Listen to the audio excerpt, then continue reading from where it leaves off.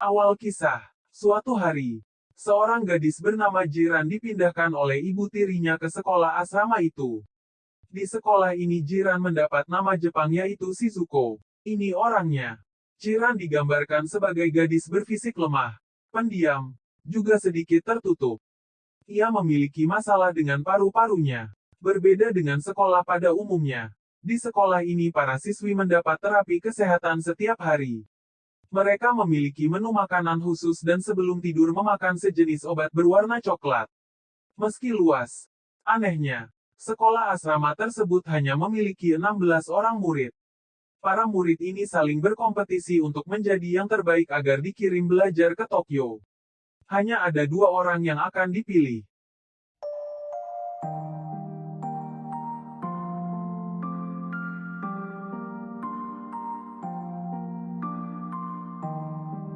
Singkat cerita, Shizuko pun tiba di depan pintu asrama. Dan Shizuko melihat ke arah jendela, di mana para siswi yang penasaran dengan murid baru, mengintip di jendela. Shizuko pun masuk, dan bertemu dengan ibu kepala sekolah. Kemudian, Shizuko menemui ibu pengawas sekolah yang terlihat sangat galak sekali. Kita panggil saja Oda. Ini orangnya.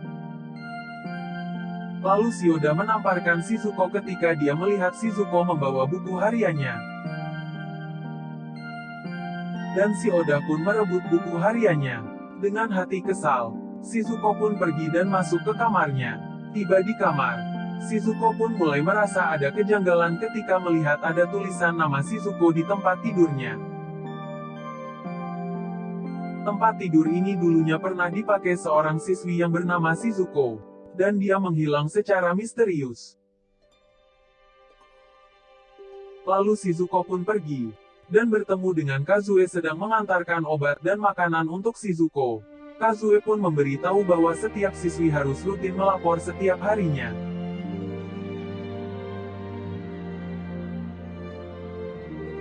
Singkat kata, pagi pun datang. Shizuko pun mulai diperkenalkan oleh ibu kepala sekolah di depan semua siswi yang hanya 16 orang. Semua siswi ditugaskan menyulam kain besar. Shizuko pun berkenalan dengan siswi yang bernama Kira yang sangat baik hati dan senang membantu. Shizuko dan Kira pun mulai akrab dan saling bercerita tentang indahnya Tokyo. Tokyo adalah kota yang diimpikan semua siswi di asrama ini. Tak terkecuali Yuka, yang dari tadi kesal dengan keakraban Kira dan Shizuko. Malam pun tiba. Semua murid diwajibkan memakan makanan aneh yang katanya buat kesehatan mereka. Yuka yang masih merasa kesal sama Shizuko dan merasa tersinggung, mulai membuli Shizuko terus-menerus hingga penyakit Shizuko kambuh dan mengeluarkan darah.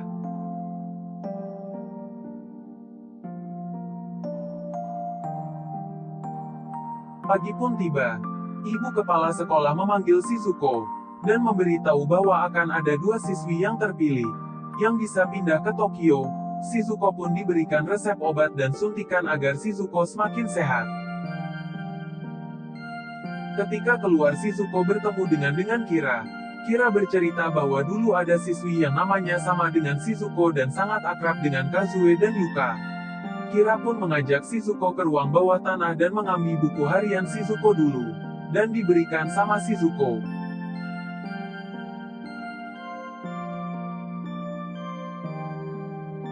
Lalu mereka pun pergi dan kembali ke asrama. Singkat cerita, para siswi sedang melakukan tugas olahraga lompat jauh, di mana para siswi akan bersaing siapa yang paling jauh lompatannya. Dan ketika Shizuko mulai untuk melompat, tiba-tiba penyakitnya kambuh dan Shizuko pun mengeluarkan darah. Dan Shizuko pun dibawa ke ruang perawatan. Tiba saat jam makan, di mana para siswi diberi pola makan khusus untuk penyembuhan mereka semua. Ibu kepala sekolah memberi arahan kepada para siswi di mana para siswi harus disiplin bila ingin secepatnya sehat.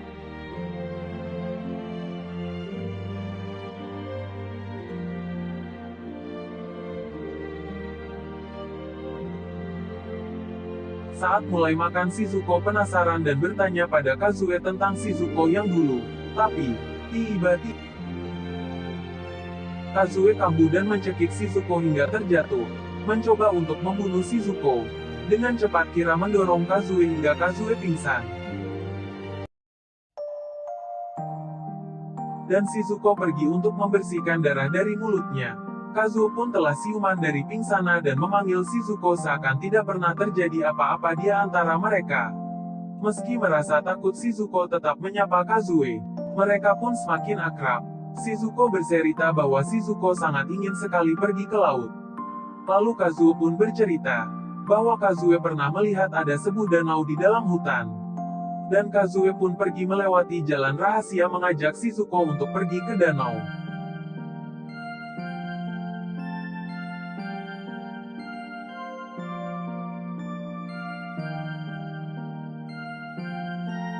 Tiba di danau mereka begitu bahagia.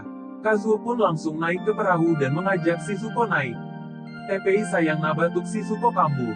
Tapi ternyata ketika Shizuko melihat sapu tangannya sudah tidak berdarah lagi.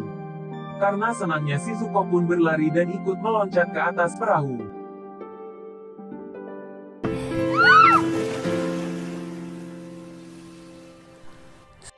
Esok pagi tiba. Para siswi kembali berolahraga lompat jauh. Di mana Yuka masih memegang rekor lompatannya paling jauh di antara semua siswi. Lalu Shizuko pun mulai mencoba untuk melompat. Dan ternyata, lompatan Shizuko mampu mengalahkan lompatan si Yuka. Terlihat si Yuka begitu kesal pada Shizuko. Shizuko pun berlari menghampiri Kazue dengan perasaan gembira. Mereka kembali ke asrama. Si Yuka merasa semakin kesal sama Shizuko. Si Yuka pun menghampiri Kazue dan memarahinya karena keakraban mereka dan telah membawa Shizuko ke gudang rahasia. Beralih ke Shizuko yang sedang membuka lemari pakaiannya. Tapi ketika membukanya dia kaget karena ada bangkai burung yang berlumuran darah. Kazuo pun datang dan memberitahu bahwa pelakunya adalah Yuka. Shizuko yang pendiam pun sangat marah. Dengan hati marah Shizuko menghampiri si Yuka sedang makan. Lalu Shizuko meletakkan bangkai burung itu di depan si Yuka.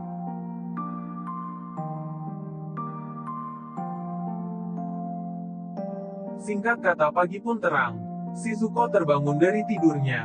Dia teringat sama buku harian Shizuko yang dulu. Dia pun mulai membukanya. Tanpa sengaja ada cincin jatuh dari buku. Shizuko pun berinisiatif untuk mengambilnya. Tapi tiba-tiba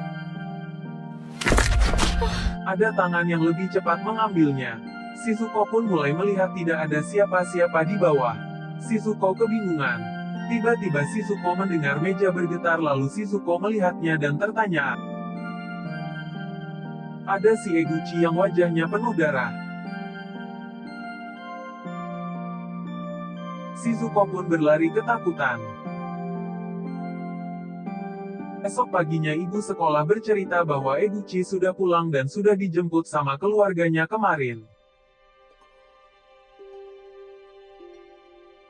Shizuko pun bercerita sama Kazue bahwa semalam Shizuko melihat Eguchi di kamarnya. Tapi Kazue tidak mempercayainya dan memilih meninggalkannya. Dalam benak Kazue, dia masih memikirkan tentang omongan Shizuko. Kazuo pun penasaran dan bertanya pada Shizuko di mana dia pernah melihat Eguchi. Dan Shizuko pun mencoba melihatnya lagi dan ternyata Eguchi masih ada di sana. Tapi tiba-tiba penyakit Kazue kambuh dan mencekik lehernya sendiri.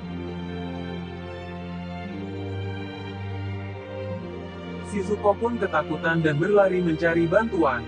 Shizuko pun kembali membawa bantuan sari petugas asrama. Tapi ternyata saat kembali semuanya telah tiada seperti tidak pernah terjadi apa-apa. Shizuko pun kebingungan. Dia menemui ibu kepala sekolah menceritakan apa yang terjadi pada Shizuko. Ibu kepala sekolah menyarankan Shizuko untuk mengganti resep obat dan suntikannya agar Shizuko tidak berhalusinasi lagi. Singkat kata, Shizuko bercerita pada Kazue tentang apa yang Shizujo rasakan. Entah masih merasa kesal karena tidak ada yang percaya padanya. Shizuko pun mencoba untuk melompat jauh. Dan ternyata lompatan Shizuko begitu jauh dan tinggi. Kazuo pun merasa kaget dan aneh. dan bercerita bahwa Shizuko yang dulu sama seperti Shizuko sekarang penuh keanehan. Shizuko memohon pada Kazue untuk merahasiakan apa yang dia rasakan.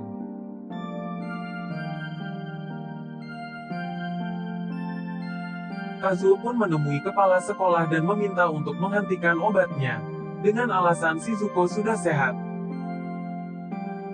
Lalu Shizuko bertanya tentang 2 murid yang bisa berangkat ke Tokyo.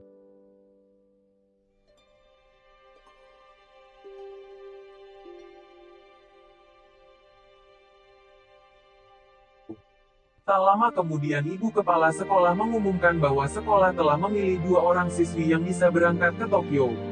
Tanpa diduga Shizuko dan Kazue yang terpilih berangkat ke Tokyo. Merasa kesal dan tersinggung, Shizuka mendatangi Shizuko dan memarahinya dan mendorongnya. Ente apa yang di benak Shizuko? Dengan refleks dia mencekik dan mengangkat leher Shizuka. Dengan penuh kebingungan Shizuko terduduk lemas dan semakin banyak keanehan. Apa yang terjadi sebenarnya di sekolah ini?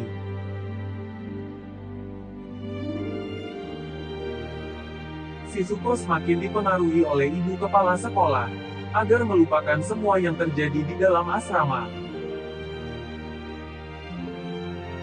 Shizuko pun merasakan keanehan dalam tubuhnya, dan mulai merasakan sakit panas di dalam tubuhnya hingga dia pun terkapar dan pingsan. Singkat cerita, keadaan Shizuko pun sudah sehat seperti biasa, dan menemui Kazue.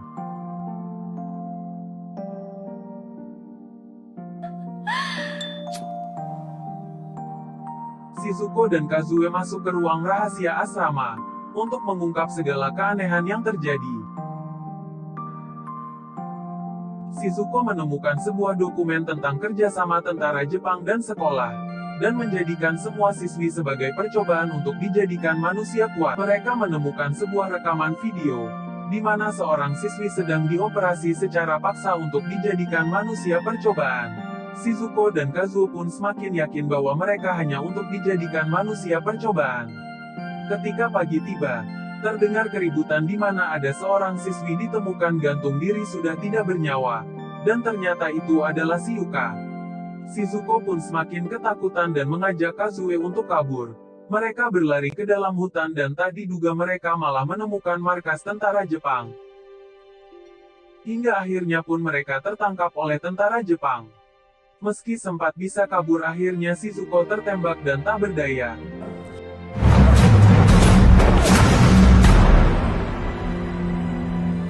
Akhirnya Kazuo pun lari seorang diri dan berniat nanti akan kembali menolong Shizuko. Shizuko yang pingsan dibawa ke ruang rahasia untuk diobati.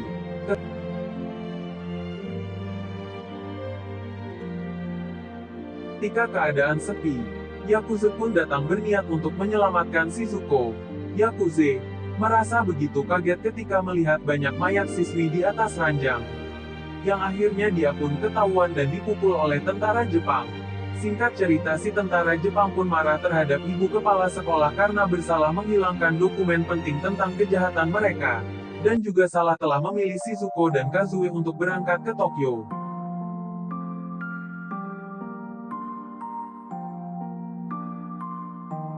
Beralih ke Yakuze yang tersadar dan kaget. Dia berada dalam tabung yang diisi air. Yakuze menjerit-jerit ketakutan. Lalu Shizuko pun tersadar oleh jeritan Yakuze. Dia pun bangkit dan mencari arah suara Yakuze.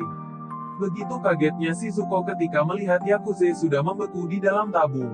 Dia pun mendekati tabung dan menangisi Yakuze.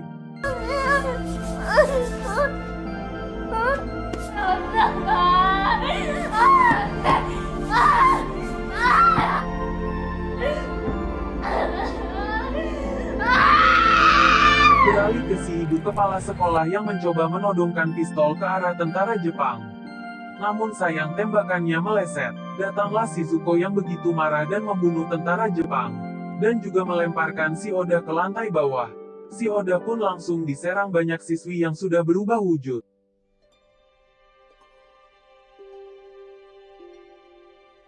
Shizuko pun menyerang kepala sekolah membabi buta hingga akhirnya dia pun tertembak. Dengan penuh rasa marah dan dendam, Shizuko mulai bangkit lagi. dan melemparkan si kepala sekolah ke atas, hingga tertancap kaca dan tergantung di atas hingga akhirnya si kepala sekolah tewas. Tamat. Pesan dari film ini adalah, jangan memindahkan anak untuk bersekolah di sekolah sembarangan.